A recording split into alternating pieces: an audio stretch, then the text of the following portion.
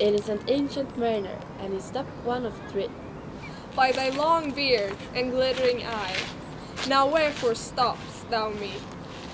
The bridegroom's doors are open wide, and I am next of kin. The guests are met, and the feast is set. Mayst hear the merry din.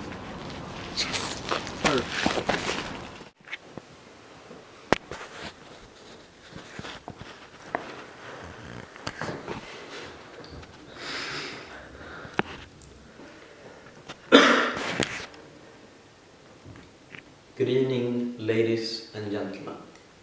My name is Samuel Taylor Coleridge, and I was born 1772 in England.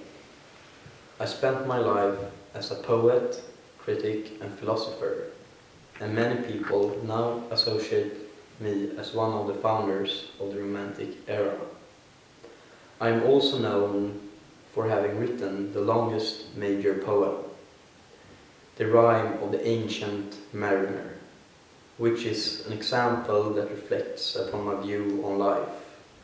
By writing the Rime of the Ancient Mariner, I expressed my own values, emotions, and thoughts that later on were to be known as Romanticism. As I suffered periodic depression, I was under the influence of opium for the most of my writing career. My strained relationship to my wife was also a contributing factor to my increasing usage of opium to escape reality.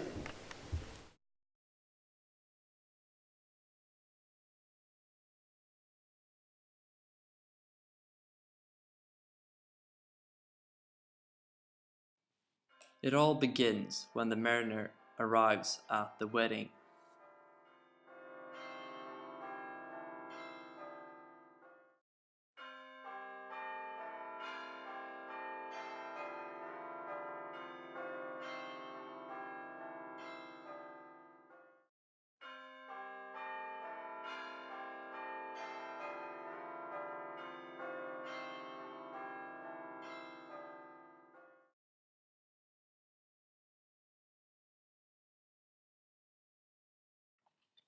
He stops a wedding guest who is congratulating the groom. At first, she is irritated by his appearance.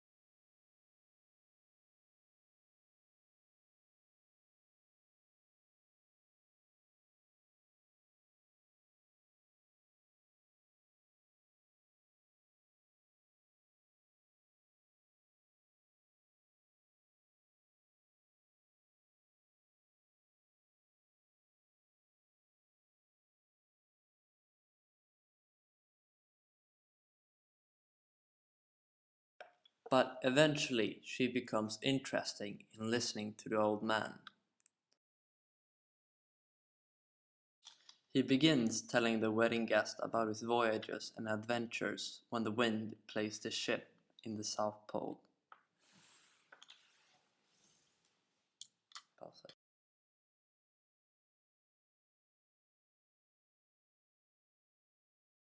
Weather and the ice makes a hazard for the crew. For some reason, the mariner shoots the albatross who has been guiding them towards safe waters. The crew rages at his deed. As a punishment, he is to wear the albatross hanging around his neck. Right after shooting the bird, he regrets his actions, and the ship becomes suddenly stranded and to be continued.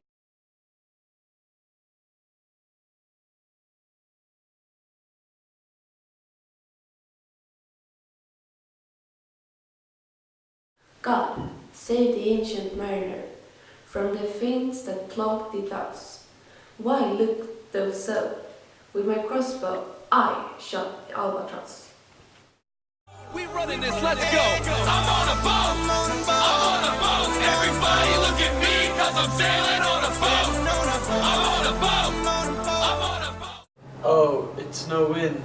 And it's so cold. Oh look, an albatross. Let's follow that one. It's a good omen for sailors. Yes! Go right, go right. Here's the wind. Yay! We're going. fast now. A little bit. Yeah. Oh, I have to shoot that. Dude! What? Dude! What? What did you do? I don't know. I didn't like It it. would lead us out of the South Pole. Dude, that was so uncalled for. Yeah, yeah. Okay. Go again. Go and fetch that one. Good. As a punishment, you're gonna have to wear this around your neck. No. You deserve it. Yeah. It was a really bad thing shooting. Yeah. Yeah, I know. This isn't. Yeah, okay, yeah. Let's go. Yeah. Now we don't have any albatross to follow, thanks to you. Yeah. Go. Go. I win. Oh, true. Sucks. You killed the albatross, dude. Yeah. It's enough. Enough is enough. What are we gonna do? It's freaking cold out here. We Yeah. need to get some wind. It's so cold. Yeah, so cold. I'm starving. I'm so scared. Yeah. Don't we have Stop anything whining. to eat? Stop whining. Yeah, it's because of you we're It's here. your fault, dude. Yeah, I know. Don't be so hard. I'm gonna die now. Yeah, we... No, don't die. Don't die. Okay. Oh. Yes, here I am, all alone with the albatross.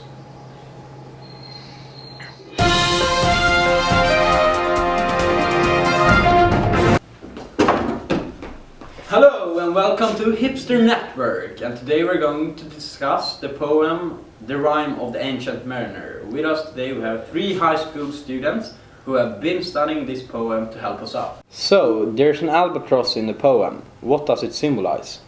Well, first we want to say that the poem can be a reflection of Coleridge's life. As an artist, everything you create is based upon yourself and your experiences, emotions, thoughts and actions.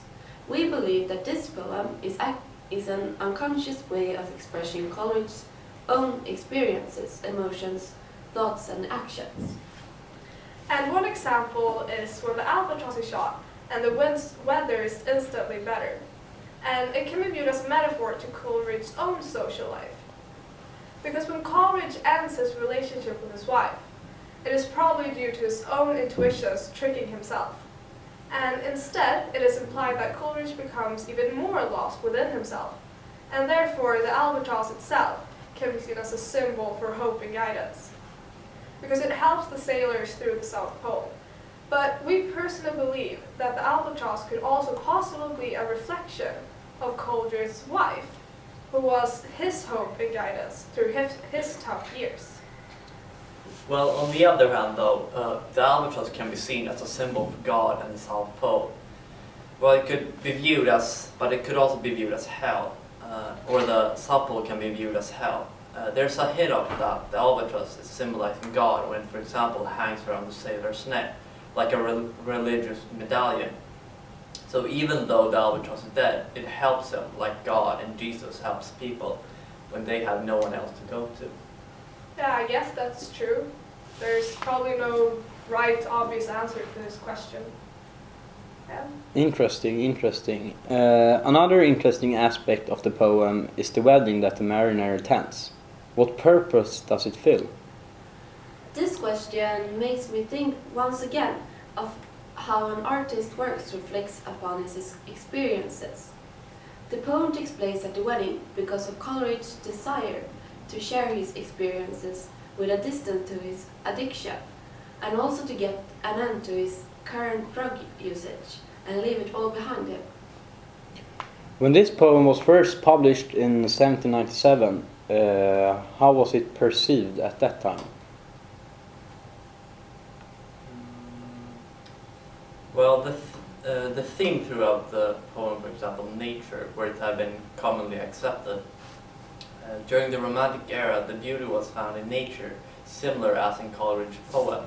So the themes are typical for the era and were not that controversial. But I know that there was something else that was found controversial at the time, though. Yeah, the language and the style in which he wrote was atypical in contrast to the typical Romantic era literature. Poems were used to be written using rhythms and contemporary language, but Coleridge probably thought at the time that the Rime of the Ancient Mariner would be more timeless and last longer if it did not use a strict rhyme scheme and used an archaic language instead, which is basically the same as an old-fashioned language. You nailed it. Yeah. Well, that was interesting, but it was all for this week's show. See you next week.